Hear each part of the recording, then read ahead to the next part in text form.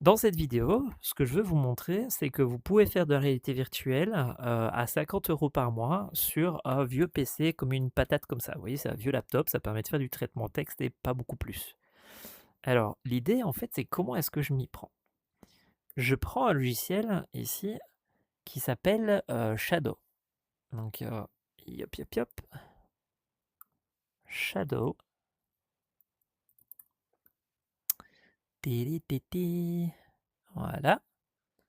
Donc Shadow, c'est ce site web-là, site web français qui permet de louer des PC en ligne. Et en fait, si on va voir dans les offres de Shadow, ici, on peut voir qu'on peut louer un PC en ligne, hop, pour, plus ou moins 50 € par mois. Il y a une version 70 €, c'est celle que j'ai, mais on peut louer à 50 €. Une fois que vous avez en fait, fait un abonnement et que vous avez loué, votre PC, vous pouvez aller télécharger, hop là. Et alors vous voyez que ça tourne sur, Windows, Mac OS, Android, Linux, sur en fait tout ce que vous voulez, une TV, un Raspberry Pi. Donc vous pouvez faire tourner votre ordinateur distant vraiment sur n'importe quel appareil. Et ça, c'est vraiment la force de ce truc-là. Donc nous, ce qu'on veut faire, c'est sur Windows qu'on veut le télécharger. Donc on va faire télécharger ici, pouf, et on va pouvoir télécharger et installer. Une fois que vous aurez installé et que vous aurez connecté votre compte, vous allez avoir une petite application ici, sur votre PC qui ressemble à ceci. Attendez, je vais fermer la connexion.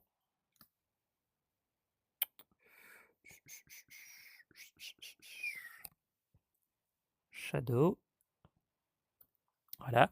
On lance, on a une application comme ça, on se connecte sur notre compte Eloi, ici, et on demande de Start Now, démarrer maintenant. Donc ce qu'il va faire, c'est qu'il va se connecter sur cet ordinateur à distance sur lequel je vais pouvoir aller bosser. Donc vous voyez que maintenant, je suis connecté sur cet ordinateur à distance.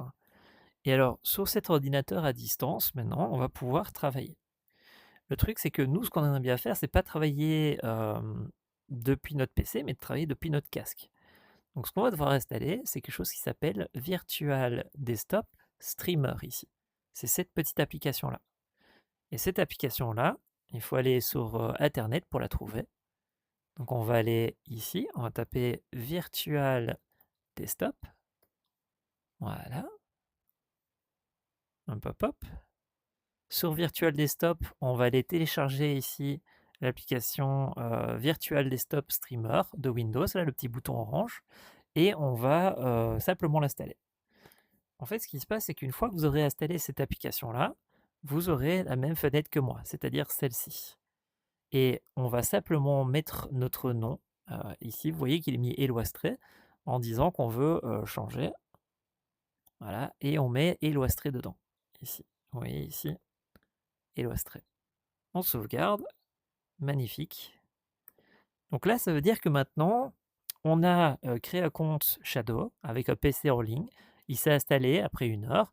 On a pu installer notre petit Download Streamer app de Virtual Desktop. Maintenant, ce qu'on veut faire, c'est se connecter dessus et travailler dessus.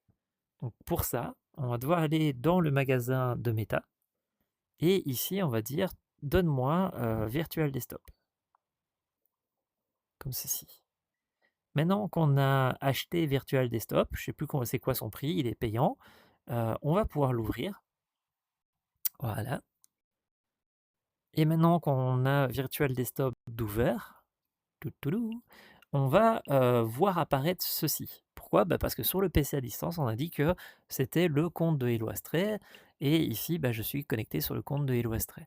Donc c'est un petit peu plus compliqué que ça, mais pour refaire toutes les étapes, il faudrait que je réfasse tout et j'ai pas vraiment la patience. Mais basiquement, une fois que vous aurez configuré Virtual Desktop ici et là-bas, vous allez avoir ce petit truc ici. Et il me dit, bah, tu as un ordinateur qui n'est pas chez toi, mais il est là. Donc on va dire, bah, connecte-toi, il va essayer d'établir une connexion. Attention de bien être sur du 5G pour se connecter dessus, parce que sinon ça ne marchera pas. Parce qu'il faut une bonne connexion pour pouvoir streamer le flux vidéo. Donc on va attendre qu'il se connecte. Alors il échoue souvent, donc on va sûrement devoir le relancer une fois ou deux. Vas-y, connecte-toi petit. Alors quand il marche pas, généralement ce que je fais, c'est que je relance l'application sur l'ordinateur distant, je reviens. Hop, hop, hop, hop. Je quitte. Voilà, puis je relance. Voilà.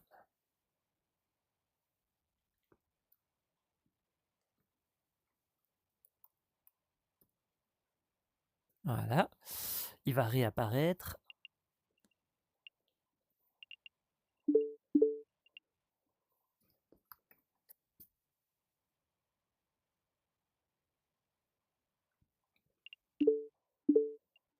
Bon, on va quitter et relancer. Donc hop. On va dire qu'on veut ouvrir Open Virtual Desktop. Donc vous voyez que là, il y a le streamer qui est connecté sur le PC à distance. Il est là, on dit qu'on veut se connecter, établissement de la connexion, on prie un peu que ça marche. En attendant qu'il fasse ça, ici ce que vous pouvez faire, c'est aller dans les paramètres et dire que vous voulez auto-connecter par exemple, si vous voulez que ça se connecte directement à votre PC. Vous pouvez changer pas mal de configurations. Vas-y, tu peux le faire.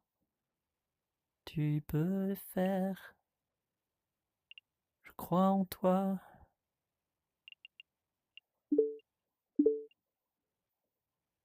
Tu peux réussir à te connecter. Je sais pas pourquoi, de temps en temps, il a vraiment du mal. Genre, il faut 3 ou 4 essais avant que ça marche. Puis à un moment donné, ça va bien vouloir et on va pouvoir se connecter dessus.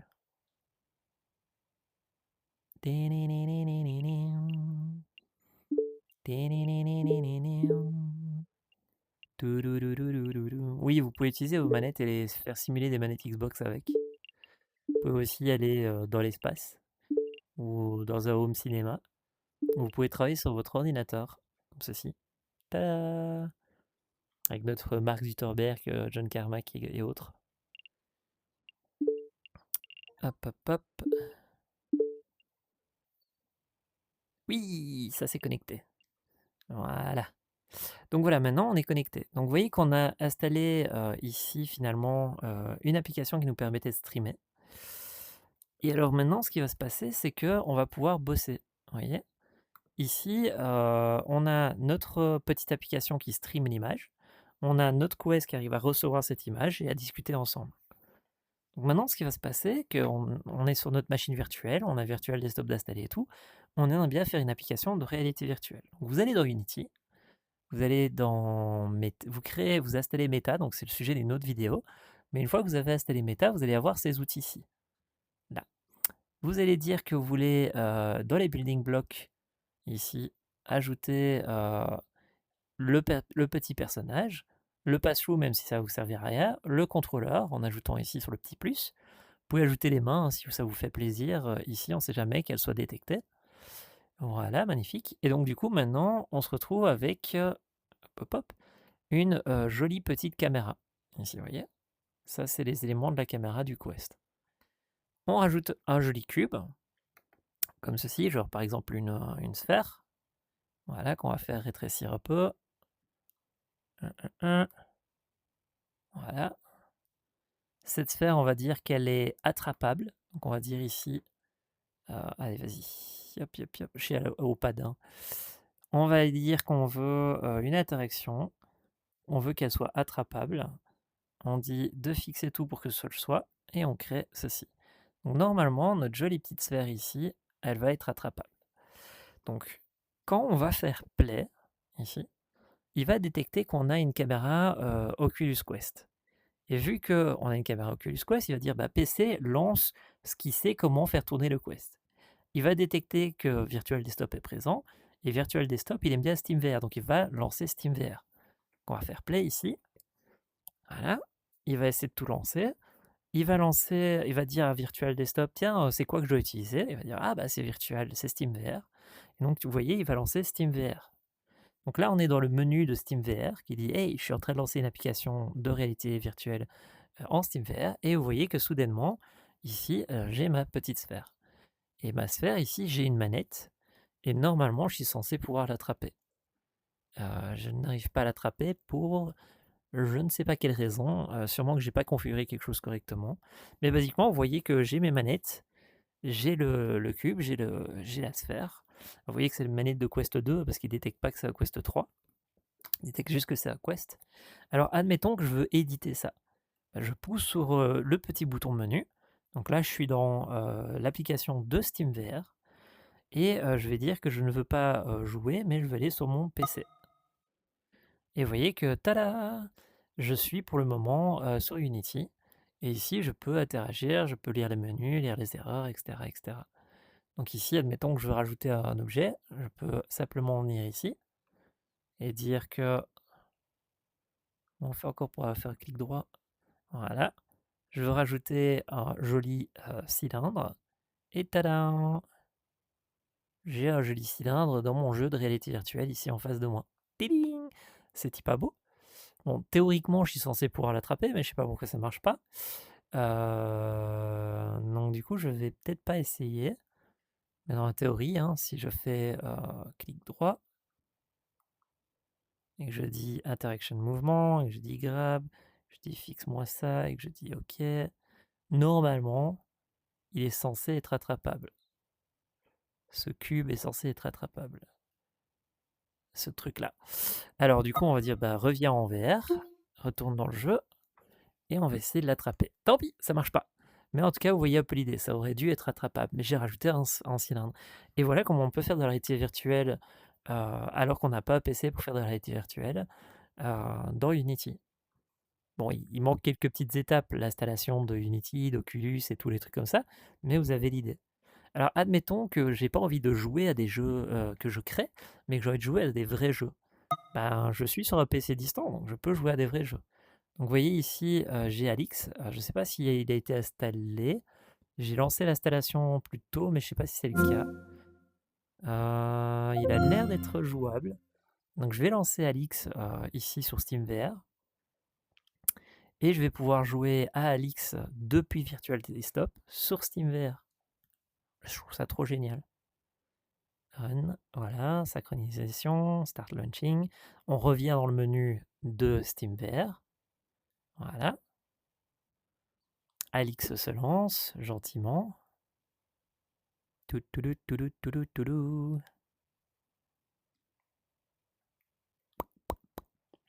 On attend.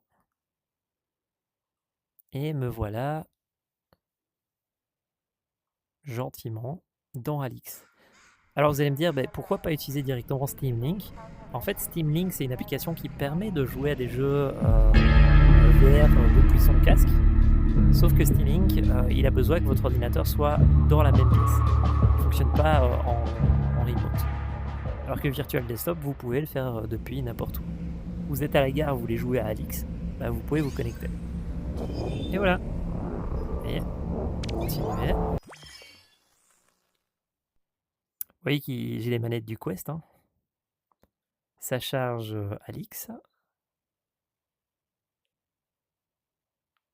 C'est pour ça que Meta a un monopole qui est abattable. Hein. Donc en gros, il faut bien comprendre que, admettons, vous êtes un autre casque et vous voulez faire arriver sur le marché et être meilleur que Meta. Admettons que votre casque il est meilleure résolution, meilleure lentille, meilleur tout. Est-ce que le SDK est meilleur que Meta? Bah, il faut déjà bosser pas mal pour y arriver. Quoi. Vous voyez ici, je sais plus comment, je crois qu'on doit venir chercher ici. Je crois qu'il faut... Ça marche comment encore, je crois? Il faut que je prenne une mission. Il faut que j'enlève celle-là. Voilà. Je prends une mission. Comment on fait encore?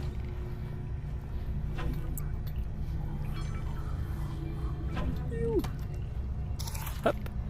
Hop.